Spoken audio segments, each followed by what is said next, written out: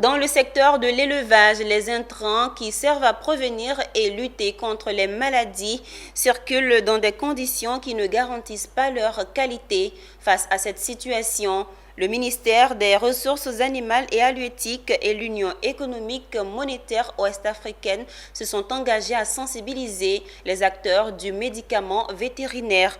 Un atelier de 3 jours au cours duquel une vingtaine d'acteurs seront outillés à la gestion et au contrôle des médicaments vétérinaires. Anja Sémian et Ismaël Doza.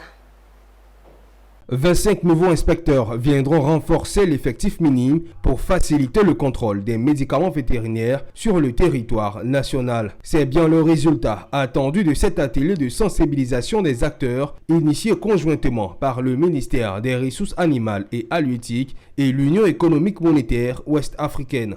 Au-delà d'une sensibilisation, le taureau est pris par les cornes. La phase répressive de la campagne d'assainissement du marché du médicament vétérinaire est en marche dans l'objectif de l'assainir. Aujourd'hui, nous essayons de former un peu plus d'inspecteurs pour nous faciliter le contrôle sur l'étendue du territoire national.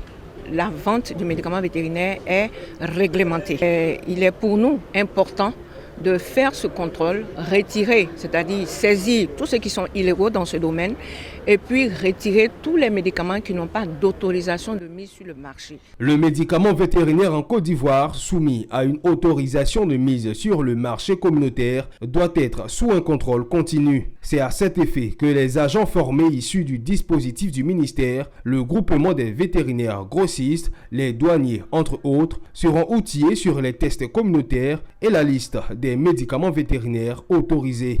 On a 33 directions régionales, donc ça cadre un peu tout le pays et c'est des formateurs. Donc ils vont relayer aussi l'information auprès des postes d'élevage. Aujourd'hui, le MIRA a plus de 480 postes d'élevage. Donc nous, déjà, le premier objectif, c'est de s'assurer que les médicaments vendus sur notre territoire ont tous des autorisations de mise sur le marché.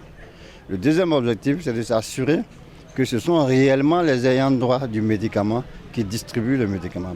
Ça arrêtera à respecter certaines normes pour protéger et les animaux, pour protéger aussi les consommateurs, mais éventuellement la santé publique. Il y a le GVG, le groupement des vétérinaires grossistes, il y a les douaniers aussi qui sont au niveau des aéroports, qui s'occupent aussi de l'entrée des médicaments sur le territoire.